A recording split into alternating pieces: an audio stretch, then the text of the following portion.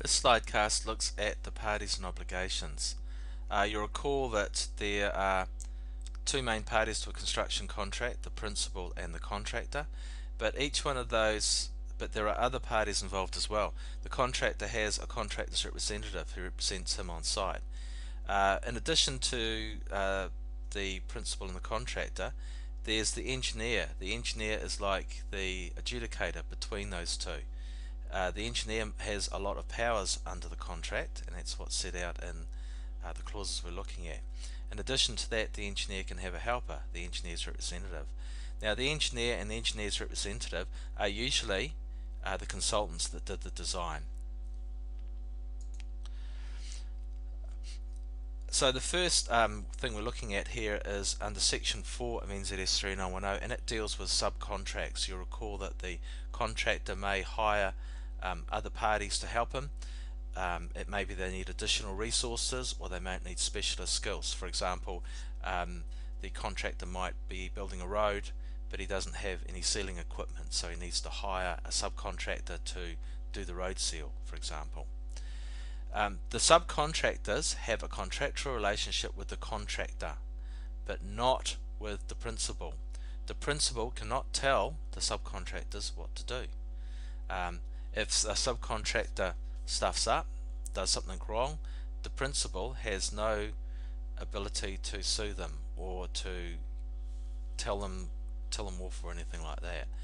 What he can do is he can sue the contractor. So the contractor is responsible for his subcontractors, and if anything goes wrong, if any of the subcontractors don't do their work properly, the principal will take it up with the contractor, not with the subcontractor.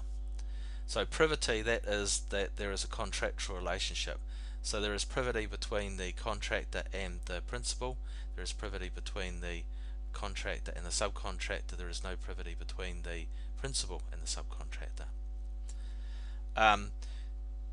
So the engineer, who is a representative of the principal, cannot issue instructions directly to the subcontractor. Once again, if there are any instructions to be issued about subcontractor work, it goes to the contractor.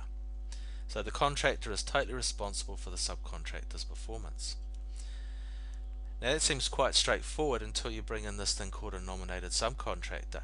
What can happen is the principal in the tender document can nominate a subcontractor.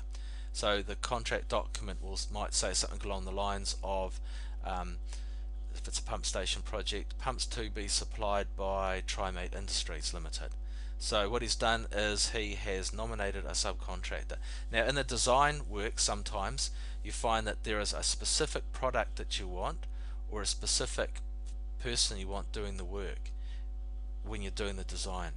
So that's what the nominated subcontractor is all about. It allows the engineer or the principal to make sure that they get exactly what they want, and sometimes only one party can provide that. So specialist work or supplying equipment. The contractor, so section 4 has a great big long a whole lot of conditions about how the nominated subcontractor is nominated. It also provides the contractor the ability to object to that nominated subcontractor. You know, they might say, oh, we've worked with these people before and they're real bunnies. We don't really want to work with them again. You need to give good reasons why you don't want to work with them. You know, we worked on the last contract and they did really bad work, and the engineer has to listen to that.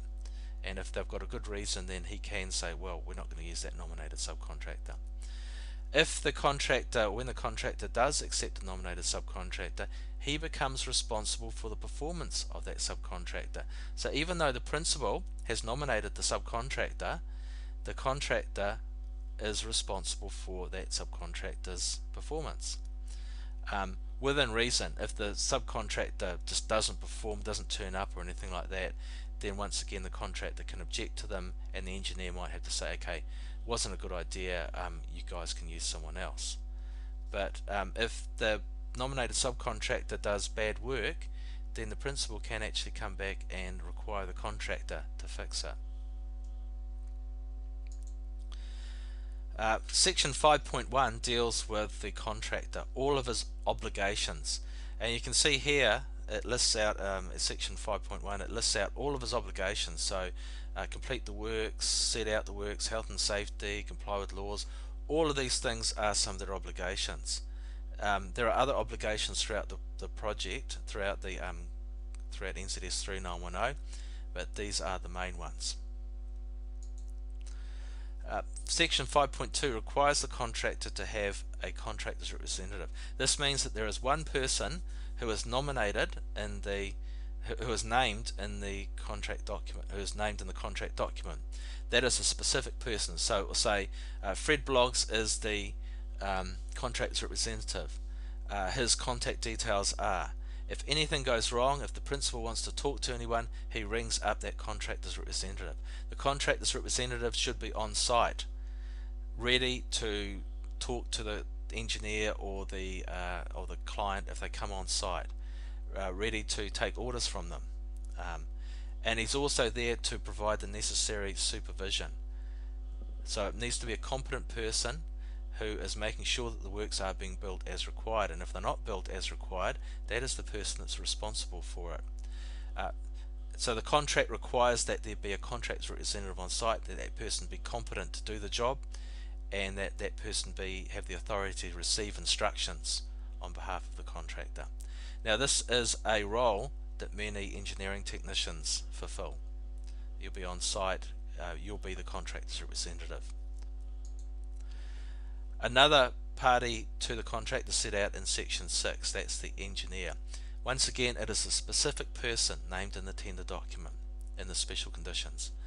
He is appointed by the principal, and he has two roles, and these are conflicting. He's the expert advisor and representative of the principal. He's the one that did the design normally. He's the one that issues instructions. If the principal wants to change something, he tells the engineer, and the engineer issues the instructions. The engineer is the one that's responsible for making sure the work is carried out as required.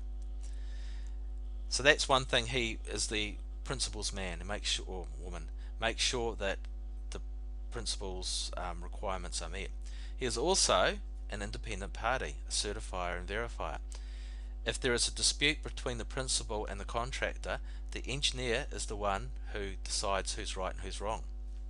And you can see that there's a problem there because the principal is paying the engineer. He's paying his wages. But sometimes the engineer might have to say, no, the contractor's right, the principal is wrong. The principal has to pay the contractor some money. And obviously the principal is saying, but I pay you money. But he is an independent party. The engineer is an independent party and has to be neutral. He values the variations. He is the one that decides how much is paid, not the principal. At the end of it, he is the engineer is the person that decides if the project works are complete or not the principal. And he issues the testing and completion certificates. So you can see that the engineer has a pretty hard job really. They're supposed to look out for the principal, but they're also supposed to be neutral, and that can cause all sorts of problems. The engineer is assisted by the engineer's representative. An engineer is normally a senior engineer, and for most projects it's not justified to have the engineer on site all the time, so an engineer's representative is appointed. This is the person that's on site daily. This is the person that works with the contractor's representative to do all the day-to-day communications, all the small stuff, all the small detail stuff. The engineer's representative is doing that. They're administering the contract. They'll be the ones doing the measure up for the payments. They'll be the ones doing the testing, inspecting the works, making sure it's being done properly, clarifying any design details. If there's something the contractor doesn't understand about the design, he will ask the engineer's representative, and maintains a site diary. Once again, if you're working for a consultant, then this is a role that you will fulfill.